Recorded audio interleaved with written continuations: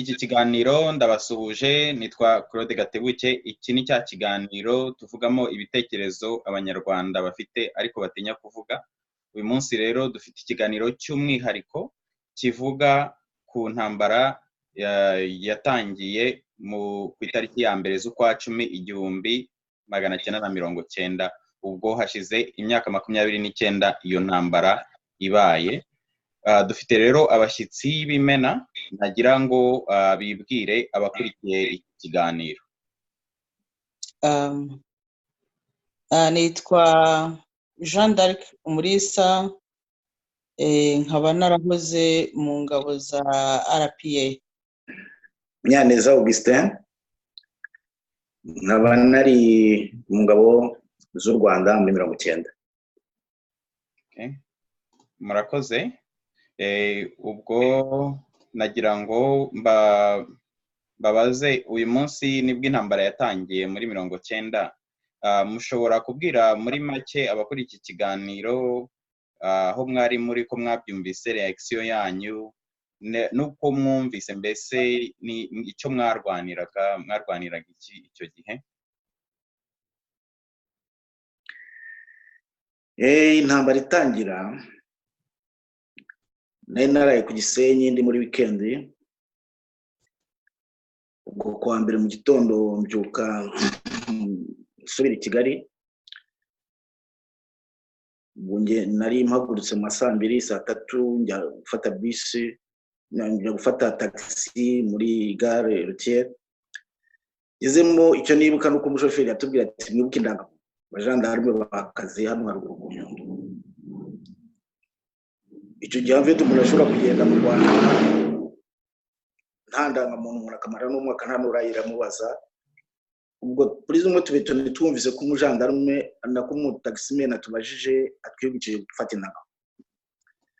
Tunabitindaho, nagenda abajandarume ku Nyundo sinababona, Muhenge sinababona. Ngeze Kigali muri gare nibwo ndivuye muri taxi, nibwo umujandarume wo muri leta na mugenzi wanjye yaje arandeba, nibite nsaba ati bite ahubwo se tinono ntabwo yamye ibyabaye. Oya, nuko nta kindi abandi akazi bakagukoreye. Ubwo menya ko intambara yateye ngeze i Kigali mu masaa 6 wabaje uti reaction yawe yabaye iyihe? Nibutse niga muri universite, hari abantu b'abanyeshuri twiganaga barambwiye bati mu ntambara ya kabiri y'isi nta muntu n'uyu n'umwe, ubwo nize mu Burusiya, ati nta muntu n'uyu n'umwe iyi ntambara itahekuye. Ati utarapfushije nyina yapfuje nyirarume, utarapfuje nyirarume yapfuje se wabo. Ati nta n'umwe intambara itahekuye. Reaction yanjye yabaye iyo ngiyo, nahise nibuka ibyabo bagenzi banjye bambwiraga, mpita numva ko no mu Rwanda icyo kibazo tuzakigira, ko intambara uko byagenda kose nta n'umwe itazahekura. Numva nabandikira aho ngaho. Jeanne, nawe watubwira reaction wagize intambara igitangira? Intambara yatangiye icyo gihe nari nagiye mu misozi, nari natangiye gukora mobilisation. Icyo gihe nari umukada, biba nagiye mu misozi ya Uganda. Umukada wa FPR? Umukada wa FPR. Hanyuma intambara itangira, nagiye kumobilizinga abantu.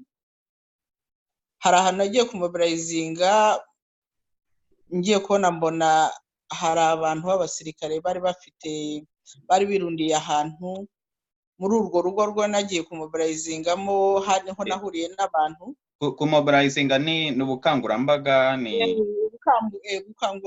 Ubukangurambaga, nagiye gukora ubukangurambaga.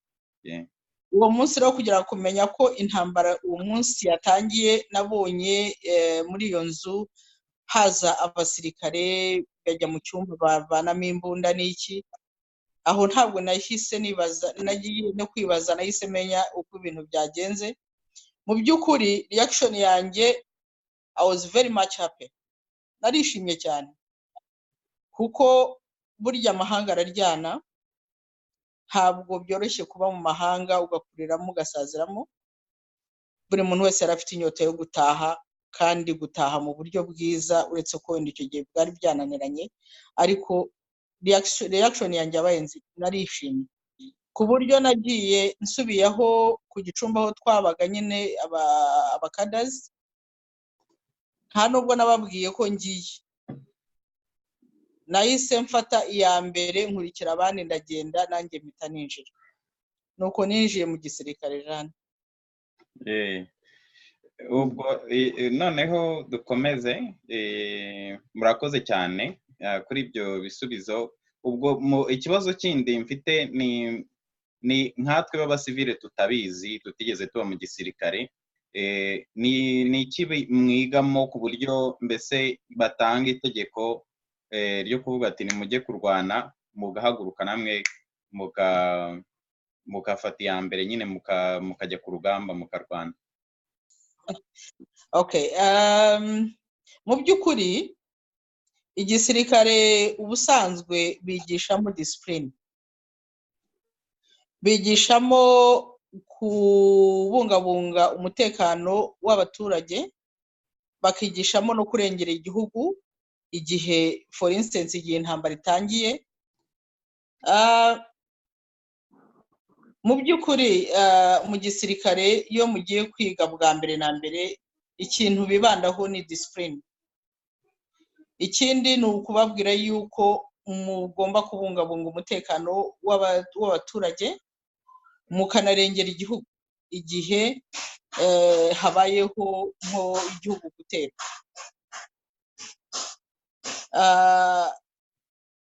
Uretse ko rimwe na rimwe bihinduka biturutse uko leta ziriho icyo gihe ziba zimeze. Okay. Donc Munyaneza nawe watubwira, wenda sinzi niba hari ikindi Jeanne wari ufite cyo kongeraho cyangwa? Ndumva ari ibyo, kuko ndagira ngo tubicemo gatoya two kurondogora. Okay. Urabona ndi d'accord na Jeanne. Umusirikari icyo agomba gukora ni ukubungabunga umutekano w'igihugu. Kuvuga ngo ukibakubwira ugahaguruka ukagenda, ntacyo bakwigisha. Bakwigisha ikintu cyo bakwigisha gusa mu rukundo ugirira igihugu, urukundo ugirira abaturage. Se nabigereranya n'umubyeyi mu rugo, hagize ikiza kigashaka guhungabanya umutekano w'abana be, w'umugore we, ari umugabo cyangwa se ari umugore, ahita ahaguruka agahita abungabunga umutekano w'abo bantu, niyo yahasiga ubuzima. Donc ibi ngibyo nta muntu n'umwe ubyigisha umuntu. Ikikwigisha guhaguruka ukaba wajya kurwana, ukaba wahasiga n'ubuzima, ni urukundo uba ufitiye igihugu, ni urukundo uba ufitiye abaturage bose b'icyo gihugu. Numva ari ibyo, nta kindi gisubizo nabona. Twebwe rero mu basivile nyine, iyo barimo gukora akenshi, kuko intambara zigendana na propaganda, akenshi batubwira nyine ko abasirikare niba tuvuga igihugu giteye baba bagiye kurwana n'umwanzi, cyangwa se niba igihugu, ubwo ni igihugu gitewe, niba igihugu giteye ahandi, kandi tubibona uretse no mu Rwanda gusa, no mu bindi bihugu birahari. Na bino bihugu tubamo nka hano muri Amerika baratera bakavuga ngo barimo kurwana n'umwanzi. Akenshi nta nubwo ushobora kumenya na uniforme uwo mwanzi yambaye kwisa, ni umwanzi gusa no kubyumva mu kirere. Ubu mwebwe iyo murebanye mwumva muri abanzi, nk'ubu muhuriye mu muhanda mwakwiyumvamo abanzi? Ndetse mu gisirikare ubundi iyo murimo kurwana ahubwo mwumva harimo ibyo bintu byo kuba abanzi, mbese mu bintu by'ubumuntu nk'iyo ndebye mbona mwembi muri nka tante na onkle nta kintu mbonamo cy'ubwanzi, ariko mu basivile niko batubwira ko umusirikare bagiye kurwana n'umwanzi. Ibyo bintu mwebwe mubibona gute? Jani? Mu by'ukuri ikintu kiranshimishije cyane, kiranshekeje. Njye ndavuga ku giti cyanjye, urumva, kandi ndibaza ko n'abandi ariko babibona, ariko nta rwango rugomba kutuba hagati.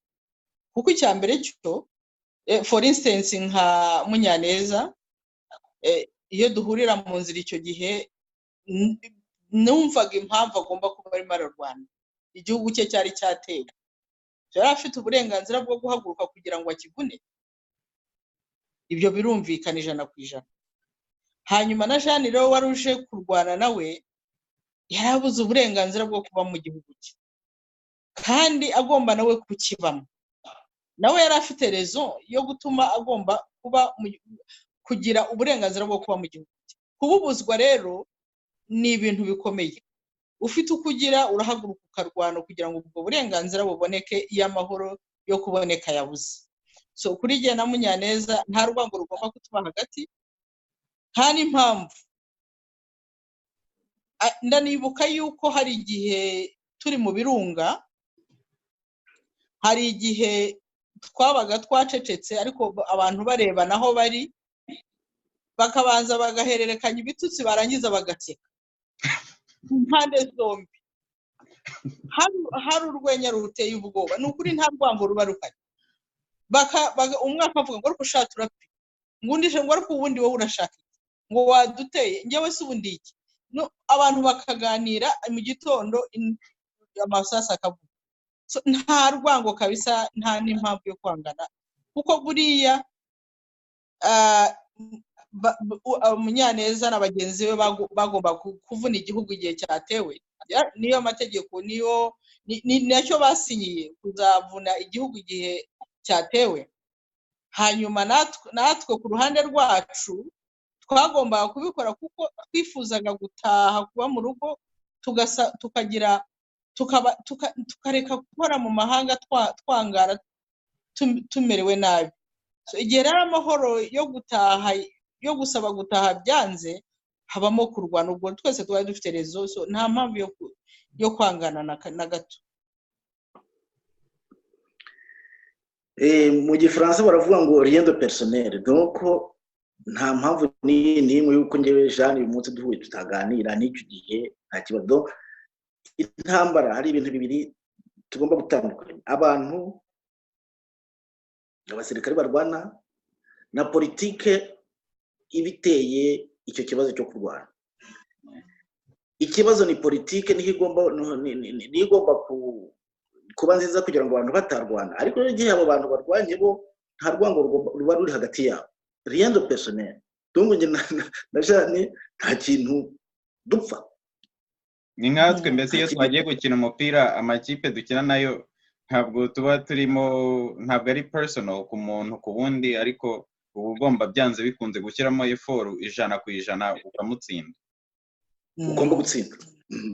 Tom kuba bimeze byaba mu gisirikare, byaba mu kazi, rien de personnel. Donc rwose nta rwango ruba ruri hagati y'abantu. Iyo habaye ikibazo akaba urwango hagati y'abantu ubwabo, icyo ni cya kibazo kidashobora kurangira. Icyo gihe cyo kibaye ikindi, ntabwo kiba kibaye cya peut-être nuko abantu baba batabizi. Intambara ubundi igira amategeko yayo, amategeko abantu bagomba kugenderaho. Iyo habaye mu rwango rero, nta kuntu bakurikiza ayo mategeko intambara igendera. Tom hagati yanjye na Jeanne cyangwa undi musirikare n'undi wose wo muri FPR, nta rwango. Voilà, ndumva aricyo nabivugaho. Muri make abayobye ni twebwe b'abasivile bavuga ngo abantu ngo abasirikare bagiye kurwana n'umwanzi, abasivile bagakoma amashyi ngo intambara, mbese barangiza ngo Imana ngo turi kumwe n'iki kandi ari intambara. Urebye nitwe twayobye. None se iyo murebye iriya ntambara, reka ngusubize kuri icyo kibazo. Ntabwo mwayobye, niba wumvise neza hari ikibazo politike kiba kiri aho ngaho. Umupolitisiye rero avuga n'uvuga ati we akoresha amagambo ye, hariya hari ikibazo abatumva ibintu nk'uko ngewe politician mbyumva uyu munsi ni abanzi. Ntabwo abasivile bagenda bavuga ibintu batigeze bumva, nabo ntabwo ibyo ngibyo ntabwo ari byo. Donc ubundi kibazo politiki igomba kuba nziza ku buryo icyo kibazo kitabaho. Icyo mvuga responsabilité nibyo, ariko natwe abasivile dufite responsabilité yo kutemera ibintu nk'ibyo ngibyo. Niba umunyepolitiki avuze ibintu ngo abantu n'abanzi kandi arimo kuvuga nyine ibintu ahubwo bishobora kuzana ubwicanyi, ibyo ntabwo ari ibintu tugomba kwemera, cyangwa ngo twumve ko ngo kuko turi abasivile tutari abanyepolitike tutari abasirikare ari ibintu mbese tugomba gufata gutyo cyangwa bitatureba tutagomba kurwanya, kuko ni ibintu twagombye kurwanya kugira ngo izo ntambara nyine zitanaba. D'accord. Ubwo noneho ikindi nabazaga, iyo murebye intambara mukareba inshuti zanyu zapfiriyemo, abamugaye, noneho hashize imyaka 29, ubu ngubu miliyoni z'abantu zarapfuye, uretse no mu Rwanda gusa iyo ntambara yaragiye yageze no muri Kongo, naho yica n'abanyekongo batari abanyarwanda, batari bafite n'ibyo barwanira muri izo ntambara zo muri z'abanyarwanda. Hasigara imfubyi, hasigara abapfakazi n'abari bayiyoboye icyo gihe. Iyo ntambara ari Rwigema ari na Habyarimana, bombi bayipfiriyemo, izo ntambara bazipfiriyemo. Mubona mu by'ukuri hari umuntu utsinda intambara? Iyo murebye kuri intuza abo bantu bose bapfiriyemo, mukareba aho u Rwanda rugeze ubu ngubu mu myaka 29, intambara hari umuntu yitsinda?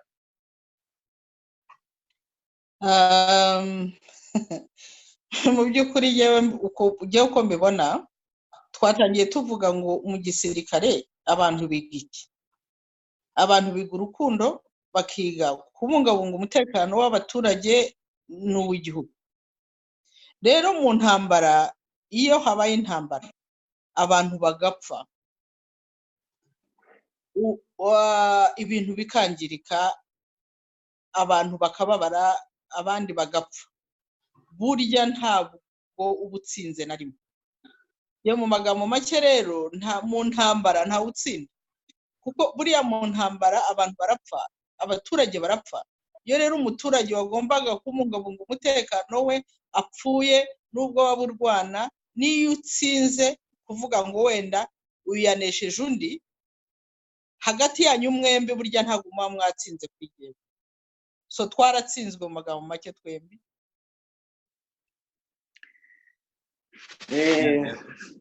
Ubundi intambara nicyo kintu cya nyuma umuntu akoresha kugira ngo abe yarangiza ibibazo.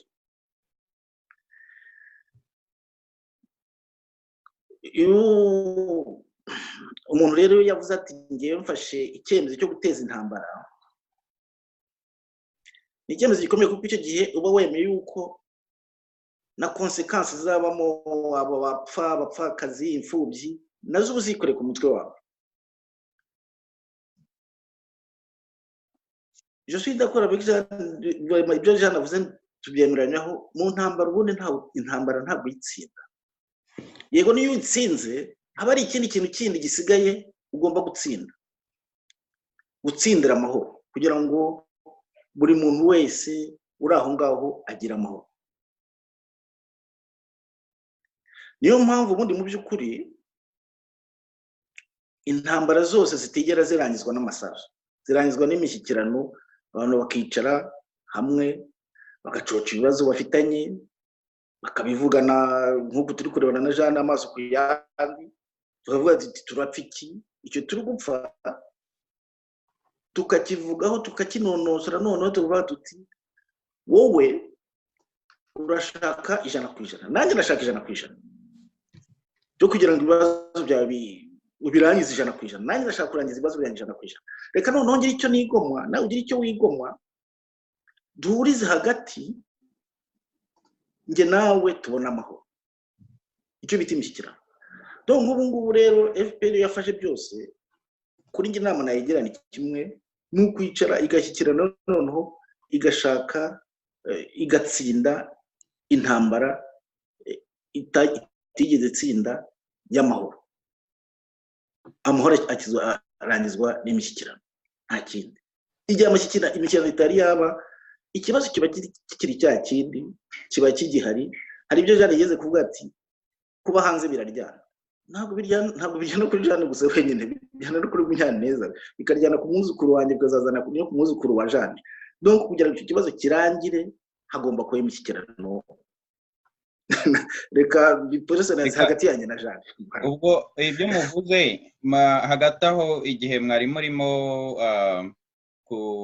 mbese kuvuga ibyo bitekerezo byatumye hari akantu nshatse nagiraga ngo nereke abakurikiye iki kiganiro barebe umuntu watsinze intambara ya boxe. Murimo kubona ino foto? Murabibona abarwana nuko nguko muri bombi hari buvemo watsinze ubu ngubu. Ndumva ari byo murimo gushaka kuvuga no ku ntambara ko akenshi haba mu kwangirika cyane, yego harimo gutsinda kunesha, ariko ibintu bikangirika, abantu bagahungabana ku uburyo bwiza bwo kurangiza ibi bibazo ari ibiganiro. Niba numvise neza, nanumvise mwembi muvuga ko intambara ubundi ari ikintu, nicyo kintu cya nyuma ibindi iyo byananiranye, kandi wenda simbizi niba mu Rwanda koko twavuga ko ibyo bintu tudashobora kubigeraho byo gutunganya ibintu biciye mu biganiro. Ariko wenda nagira ngo mbaze, imyaka ishize ari hafi 30 mu mihanda mu Rwanda na n'ubu ngubu haracyari abasirikare. Naho abantu bajya guhaha usanga hari abasirikare. Mbese nabivuga wenda nakora reference z'abana, hari nk'abana b'abanyamahane muri quartier ubuzi ko ahora arwana ugenda yitwaje ibuye kugira ngo aho ageze ni haba imirwano nyine iryo buye aryitabaze, ibintu nk'ibyo. Ubu mu Rwanda twarungutse ikintu cy'umutekano, kubona hakiri abasirikare bakigenda mu mihanda hashize imyaka 30 iyo ntambara ibaye, wenda twavuga ko ari ikintu twungutsemo. Tuvuge ko hari umutekano kurushaho, cyangwa se kuba hakiri abasirikare bagenda mu mihanda ni icyerekana ko n'ubundi iyo ntambara hashize imyaka 30 ariko itararangira. Jeanne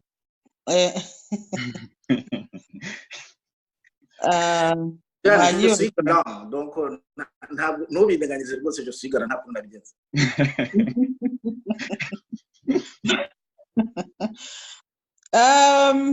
Mu by'ukuri burya nkunda kuvuga ibintu nahagazeho nabonye, ku buryo no mu myaka ingahe 30 n'ijana mbaye nkiriho wambaza nkagusubiza. Ariko burya hariho ibintu wenda ntashobora gusobanura cyane kubera ko ntafite information zihagije se, cyangwa burya no kugendera ku byo abantu bavuga, meze nka harya ninde muri Bibiliya Thomas.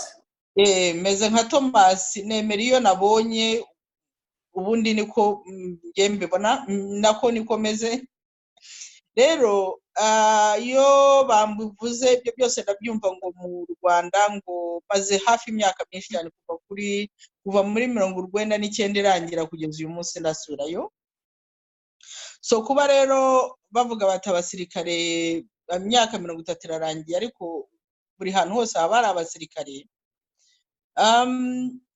ntabwo nzi basirikare bahari n'abandi, kuko burya hari ibice byinshi, hari abajandarume, hari abapolisi, abasirikare n'abapolisi.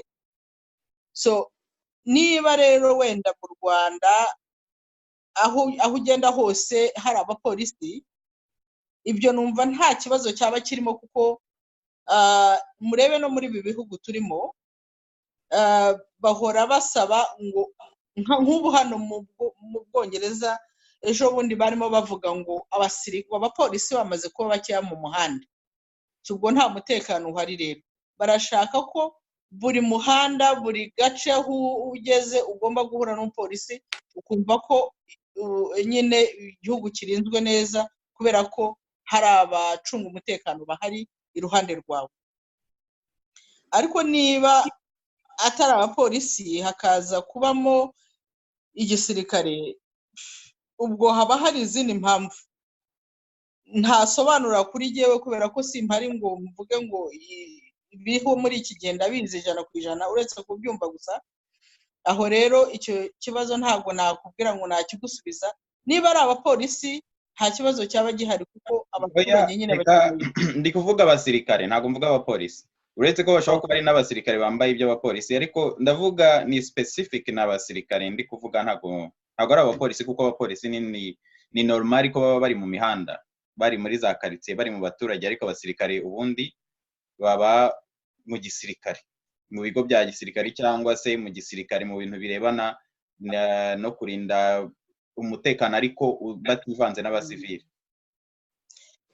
Aho rero navuga yuko niba koko ari abasirikare ubu ngubu bari mu mihanda ahantu hose no mu mujyi na hehe, navuga yuko burya bavanze ibintu cyane.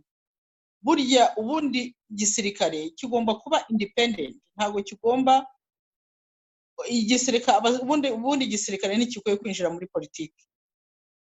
Igisirikare kiba gifite inshingano zacyo zigomba gukora, kurinda umutekano w'igihugu n'abaturage, ariko ntibinjire mu bintu byo kuvuga ngo bajye muri politiki. Niba rero ubwo bimaze kugera muri urwo rwego rw'aho abasirikare aribo bateka inzova kugira ngo barinde uwo mutekano w'abantu ntibikorwe n'inzego z'abapolisi, kuko nacyo baba bashinzwe abapolisi, then ubwo hari akabazo gakomeye cyane.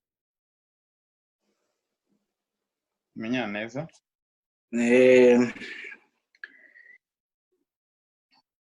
Nge kuri nge ntabwo byantangaza kubona abasirikari uyu munsi mu Rwanda bari mu muhanda, kubera ko intambara y'amahoro itigeze itsinda. Donc umusirikari nibyo Shida Koro na Jane, umusirikari wundi agomba kuba ari mu kigo, hari hantu atagomba guhita mu muturage yikange, akaza ari ukojeje amaje kubungabunga umutekano w'umuturage, ibindi byose byananiranye. Umuturage rero igihe agenda kurandagura n'umusirikari ni ikibazo kirekire. Na hano bijya biba nk'umufaransa akaba ibyo bita ngo je pirate, cyangwa hano mu Bubiligi hanuye ukabona abapolisi abasirikare bari kugenda barinda inzu zimwe na zimwe za Européenne, za Parlement. Biba kubera ko habaye ikintu kikabije ku mutekano. Nko muri iyi minsi yashize mwabonye abasirikare bagarutse n'ahangaha mu muhanda hano mu Rwanda bw'u Rwanda n'ubonye kuva nahagera, kubera za tanta zabaye ari kuri aeroport, ari no muri za metro hano i Bruxelles. Icyo gihe nanjye byabaye. Ibyo izo za tanta zibaye, abapolisi ntabwo baba bahagije kugira ngo babungabunga umutekano, bitabaza abasirikare. Niho mu Rwanda none kwitabaza abasirikari ari ibya buri munsi, nta mahoro ahari. Nuvuga ko nta mahoro mu by'ukuri. Ikindi wenda mbona, sinzi niba hari reaction mu gifiteho, hari ibintu byo kubona ukabona ngo umujenerali cyangwa se umukoroneri ugasanga arimo kuvuga, mbese arimo gutanga, ari kuvuga ijambo, arimo kubwira abaturage basanzwe batari abantu, mbese nabyita ngo iki se, batari abasirikare, ibintu bidahuye n'igisirikare. Ugasanga barimo kwigisha wenda za politike, ibintu nk'ibyo. Mbese ibyo ubundi ni ibintu bisanzwe mu gisirikare, ni ibintu biba mu gisirikare, cyangwa ni agashya ko mu Rwanda, cyangwa bimwe twita ubudasa? Nabyita ubudasa, kuko ubundi mu mategeko y'igisirikare gihamye kandi kizima, ntabwo abasirikare bagomba kwinjira muri politiki whatsoever. Ntibishoboka. bafite inshingano zabo zindi zibareba. Ahantu wenda nshobora kuvuga ngo bashobora kwinjira muri politiki ni igihe ibintu byananiranye burundu, bakabona hagiye kubamo imvururu zo kugira ngo berwane, cyangwa se inzego za leta zananiwe burundu. Aho biba ngombwa yuko bahaguruka bakaba bafata kudeta, ariko bagafata leta ariko by'agateganyo, kugira ngo babone ko babanze babone undi muntu basimbuza, wenda uriya warunaniwe wari ugiye gutera imvururu ku buryo abaturage n'igihugu byahungabana. Ariko bitabaye ibyo ngibyo, kuba abasirikare bashobora kuva mu bigo byabo cyangwa se mu byo bashinzwe bakaza kwigisha politike, ubwo baravanze, ibintu byaravanze. So ntabwo ari byo mu by'ukuri, ntabwo ubundi bikwiye kuba muri ubwo buryo, kuko niba hari ibintu abaturage bakeneye kumenya, hari inzego za gisivile, inzego za leta zibishinzwe kandi zigomba kwigisha abaturage, cyane cyane ko abo bantu ni abantu babana n'abaturage umunsi ku munsi. So kuba rero bagomba guhaguruka bakigisha abaturage ibyo babona koko abaturage banakeneye. Ariko se niba ari umusirikare uri buva mu kigo fulani wabagamo aho ngaho udaturanye n'abasivile, atazi uko baraye n'uko biriwe, ukaza kubigisha politiki, ubwo urumva ko aho ngaho hari ikibazo gikomeye. So ndumva batandukiriye kabisa, ntabwo ibyo bintu ku bwanjye mbona bigomba kubaho, ntibikwiye no kubaho actually. Umusirikare agomba kugira akazi ke n'umusivile akagira ke, kugira ngo ibintu bishoboke. Naho ibyo kugira ngo umuntu ajye afata responsibility y'abandi bantu yinjiremo, ibyo nibyo bizana imvururu nyinshi. Urabona ko turi kumvikana ku bintu byinshi. Umusirikare ubundi mu nshingano ze ni apolitike. Niba umutegetsi runaka ahindutse yari mu ishyaka riniri, hakajyaho umutegetsi wundi wo mu rindi shyaka, tuvuye nko muri Etats-Unis, perezida wa repubulika, hagiyeho umudemokarate, uwo mudemokarate ugiyeho niwe wituba umukuru w'ingabo, le chef supreme de l'armée, akaba ushobora guteza intambara, ashobora kugira umusirikare agomba kumwumvira nk'uko yumviraga wa wundi wari uri. Donc umusirikare ntagomba kujya mu bintu bya politiki. Urumva iyo atangiye kujya kwigisha politiki rero ibintu biba byazambye, bari kuvanga amasaka n'amasakaramentu. Donc umwigisha politiki ni umunyapolitike wigisha igisirikare, umusirikare yigisha igisirikare, umusirikare ntabwo ajya kubyigisha abaturage.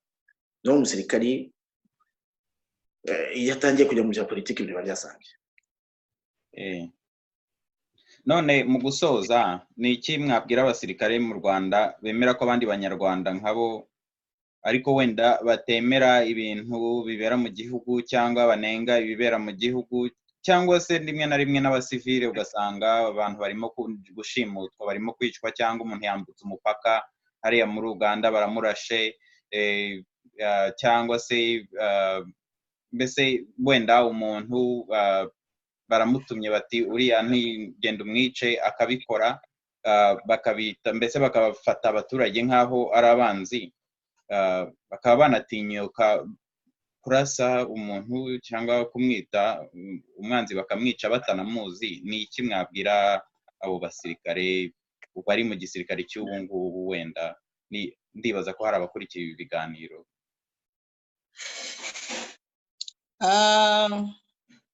Buriya bajya baca umugani ngo uvuga ikigondamye umuhoro ugatongana.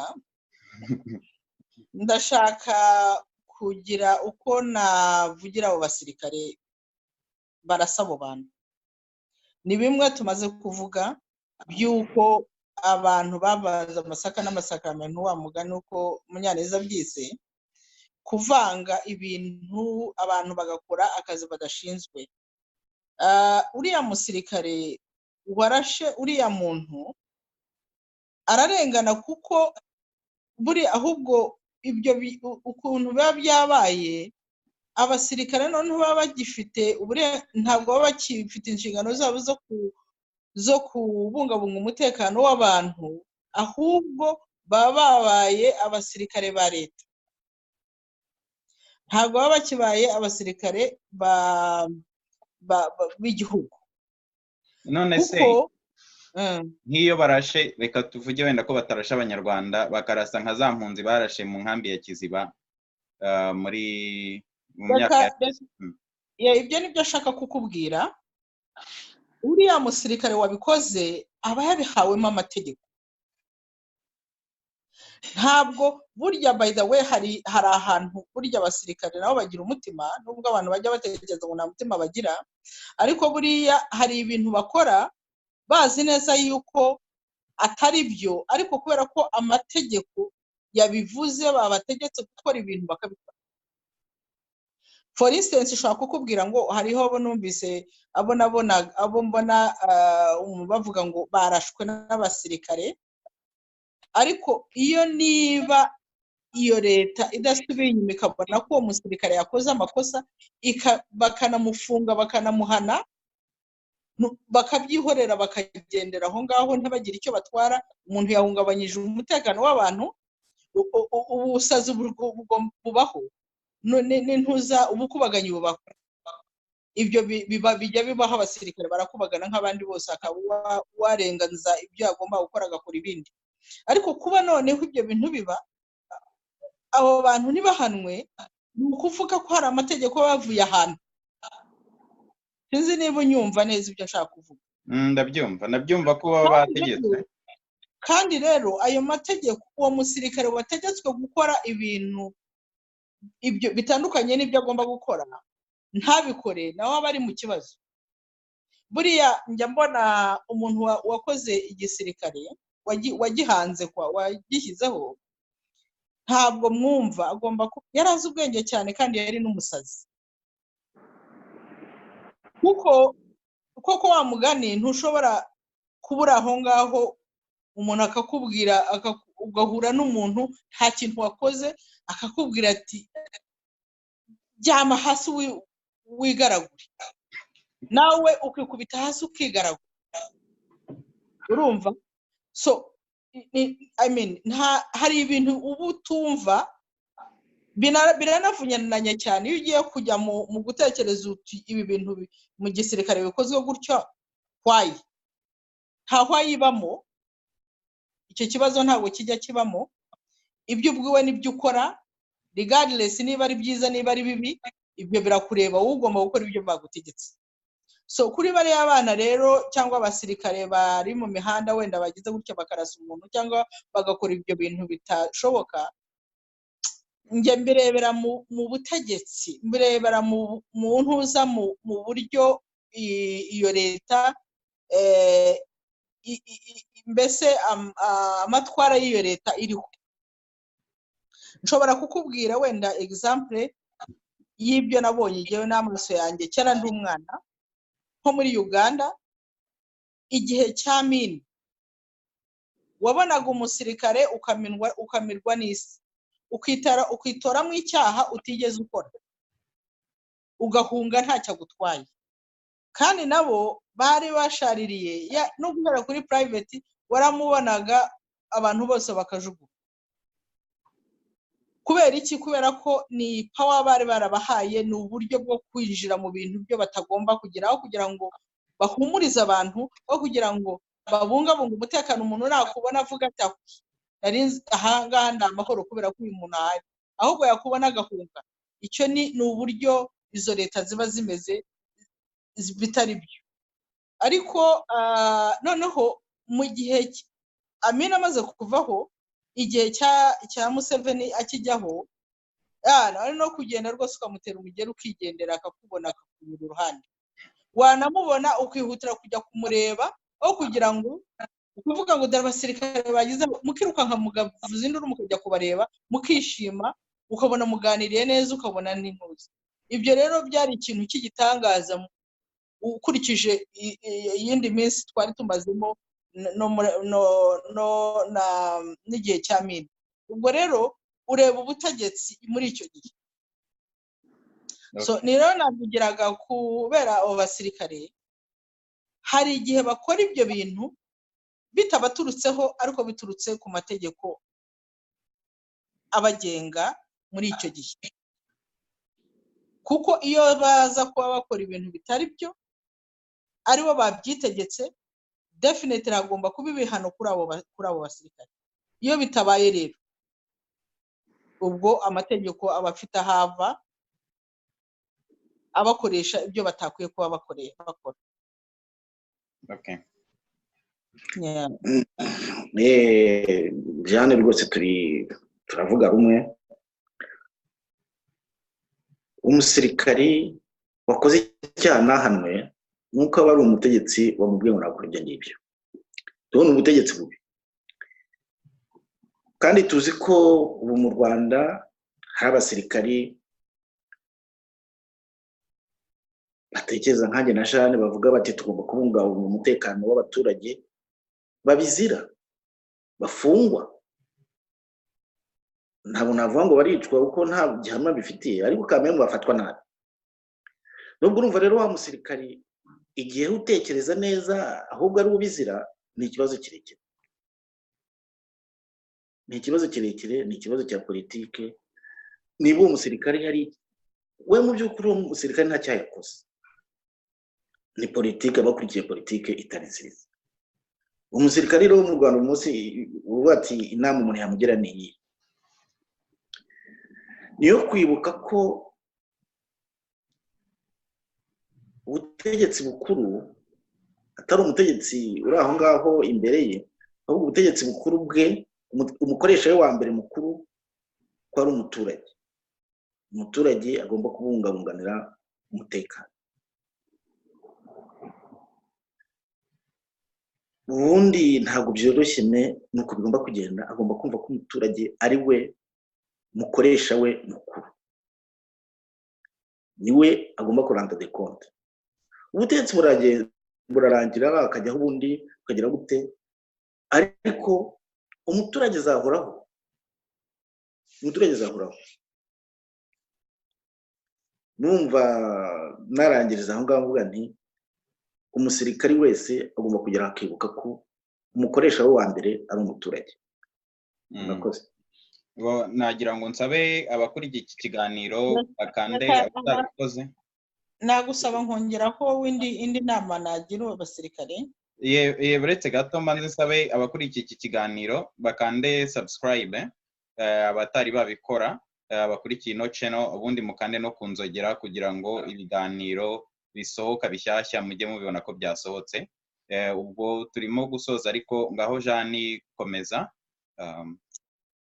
Ikindi kintu nagira inama abasirikare bari mu Rwanda, abariho muri iki gihe, ni ukubagira inama y'uko bakwiye gukora igisirikare nyacyo, ari igisirikare kibungabunga umutekano w'abaturage n'uw'igihugu, ariko ntibabone ko umuntu utavuga rumwe na leta ari umwanzi wabo. Niyo yaba ari n'umusirikare nawe uri hanze nkatwe twese n'abandi, nta rwango ruri hagati yacu nabo, nari n'umuturage uri hanze ari n'uri imbere, nta rwango. Bagomba kumva yuko abantu batavuga rumwe ntabwo ari intandaro yo kuvuga ko uwo muntu ari umwanzi, ahubwo bakashishikarijwe no kumenya abo bantu kubera iki harimo kutishima. Ni ikibazo kuko bashinzwe umutekano, bashinzwe kubungabunga ubuzima bw'abantu, umutekano w'abantu. Rero barebe impamvu abo bantu batishimye, babafashe aho kugira ngo bumve ko ari abanzi kubera ko badatekereza kimwe nabo. Ikindi, bareke ibintu byo kumva ko bagomba kwinjira muri, niba uri umusirikare, umusirikare ukora inshingano zawe, hanyuma ibya politiki ubishyire ku ruhande. Nujya kubivanga uzacanga igihugu. ntabwo uzamenya inshingano zawe, ari iza politike ntabwo uzazuzuza, ari n'iz'igisirikare ntabwo uzazuzuza, byose uzabivanga bibe ibindi bintu. So izo nizo nama nabagira, ariko nta mwanzi w'u Rwanda ubaho, twese turi abanyarwanda, kandi niba njyewe ntishimiye ko hari ikintu kitagenda neza, ahubwo abantu bakabaye bumva ngo ese uriya muntu kubera kuki afite ingingiri, bashaka uburyo bwo kugira ngo barebe ibyo bibazo, bafite ibitekerezo uko babona ibintu, n'abandi bari hanze batishimye bafite uburyo babona ibintu uko bimeze. Nta nubwo ari abari hanze gusa, hari n'abari mu gihugu. N'abari mu gihugu noneho bakabaye bifuza kugira ngo babone izo ngingiri z'abantu, kutisanzura, ibibazo bihari ni ibihe, noneho bakabyigira hamwe, hanyuma bakavanamo ikintu kizima, kuko kuba abantu dutekereza bitandukanye n'ibisanzwe, ibyo ni ibintu bigomba kubamo. Abantu batekereje kimwe byaba ari ikibazo gikomeye, ariko gutekereza kimwe ntabwo ari ikibazo, ahubwo ni byiza, kuko biguha kubona urundi ruhande utaruzi. Urwo ruhande rero reka abantu barushake bombi, noneho duhuze hamwe ibitekerezo, tubone uko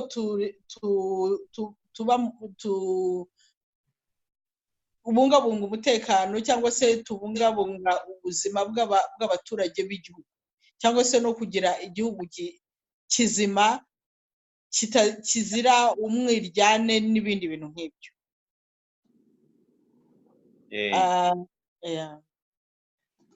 Ubwo ibisubizo mutanze rero nanjye bitumye nifuza gusubiza ikibazo nabajije, munyihanganira, ariko njyewe icyo nabwira abasirikare nkurikije ibyo muvuze, bibuke neza ubu ngubu abantu bagiye mu nterahamwe bakica abantu muri 1994, ukuntu bameze ubu ngubu. Harimo abagiye bajya mu manza bakavuga ngo ibi bintu twabikoze kubera ko badutegetse kubikora.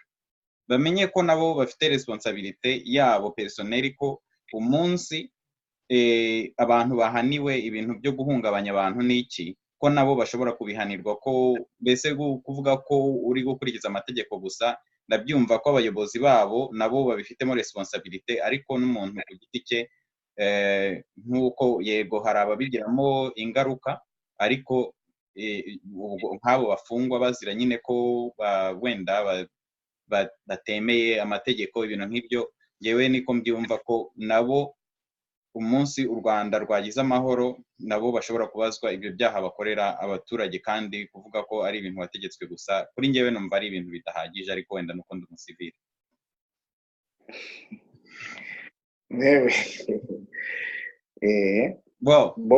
Ubwo ntabwo nakwiharira iryo jambo, niba hari reaction mubifiteho muyitange, niba ntayo ubwo wenda twasoza mugasezera kuba kuri iki kiganiro. Sinzi kuri ngewe ibyo Jean vraiment avuze agira inama abasirikare, n'umuntu nta kintu nakongeraho vraiment, ni kamwe gusa nuko ibibazo byo mu Rwanda ni ibibazo politike, bizarangizwa na politike. Ariko vraiment ibyo Jean avuze ngiye ndumuhera amashyi, inama agiriye bari abasirikare, ndumva ntange rero nagombye kubagira, ndumva ntacyo narenza. Jean vraiment félicitations. Merci. Okay, ubwo rero mureke noneho dusezere. Niba Jean, niba hari ikindi nawe wakongeraho mu gusezera, niba kandi nta oya, ndagushimira ko uduhaye uyu mwanya wo kuba twaganira, tugatambutsa wenda ibitekerezo cyangwa se n'ibibazo wenda abantu bibazaga, muri ubwo buryo bwo kumva yuko umwe ari umwanzi w'undi, bakaba bamenye yuko nta kibazo kiri hagati yacu, ahubwo turi abavandimwe, ahubwo dukwiye gushyira hamwe tugafatanya. So turabigushimira cyane, kuko iyo utabituruza ntabwo tuba tubitambukije, kandi ndizera yuko n'abatwumva n'abazabyumva bizabagirira akamaro, bakareba bakahindura uburyo batekerezaga bakabona ukundi kuntu. Ndagushimiye cyane kandi kuraje akazi ukora ni ak'agaciro. Biranashimisha cyane kubona urubyiruko, abana bato bafite ibitekerezo bimeze gutyo, bakaba bafite uwo muhati wo kugira ngo bagarure amahoro, bagarure abanyarwanda, bagarure bene wabo mu murongo, bashobore kugira icyo bageraho, babibutsa inshingano zimwe na zimwe bagiye badashobora kugeraho. Iyo twari dufite bagatebuke nk'icumi cyangwa n'abarenga muri iki gihe, it would be wonderful. So nkaba nshishikariza n'abandi urundi rubyiruko rungana nawe, n'abari hejuru yawe n'abari hasi hasi yawe, twebwe turabyina tuvamo twashaje, ariko nabo bagire courage, bahaguruke bagire ikintu, kuko the future is in your hands. Murakura, twebwe turabyina tuvamo, ariko ejo he n'abana bacu n'abuzukuru bacu, ubwo rero bakomereza aho ngaho barebe ko bagarura ibintu amazi atararenga inkombe. Murakoze cyane. Murakoze Jeanne Munyane. Ni Claude, yakoze kuba baduhaye umwanya wo kugira ngo tugire icyo tubwira abanyarwanda. Vraiment ni byiza nk'uko Jeanne abivuze, twe turimo turabyina tuvamo, ni mu gufata releve, ni gushishikariza abangana nawe cyangwa se abari hasi yawe, kugira ngo mumenye ko twebwe tuzasigara dukoze, ibyo tuzava kuri iyi si tudakoze, nimwe muzabikora n'abuzukuru bacu. Kugira ngo bizagende neza rero ni uko habaye transmission, ibyo twe tubabwiye n'ibyo muzabwira abana banyu n'abuzukuru. Icyo dushaka ni ikihe? Ni uko u Rwanda rwaba u Rwanda rwa buri wese, aho buri muntu wese yumva afite amahoro, uwo ari we wese atagombye kureba ibitekerezo by'abantu. Nk'uko Jeanne yabivuze, ibitekerezo byinshi ni ubukungu, ibitekerezo byinshi ni ubukungu. Umwe akajya gucuruza, yagira igitekerezo cyiza akunguka, igihugu kiba cyungutse. Undi najya hirya agahinga uburyo bushyashya bwo guhinga, igihugu kizaba cyungutse. Ibitekerezo byiza byinshi bitandukanye ni ubukungu bw'igihugu, byaba muri politike, mu bintu byose. Ibitekerezo byinshi tugomba kumva ko ari ubukungu bw'igihugu, ko nta bundi bukungu bundi dutegereje uretse ibyo bitekerezo byiza byubaka kandi bitandukanye. Murakoze. Ndabashimiye rero, nshimiye n'abakurikiye iki kiganiro. Ubwo nizere ko tuzakomeza bino biganiro by'ubumuntu, wenda nihagira ababikurikiye bafite ibibazo wenda bijyanye n'iyo ntambara cyangwa iki, niba mushobora kunyemerera tukazabigarukamo. Ubwo rero abakurikiye iki kiganiro, abafite ku manywa mirirwe, abafite nimugoroba muramuke, naho ubutaha.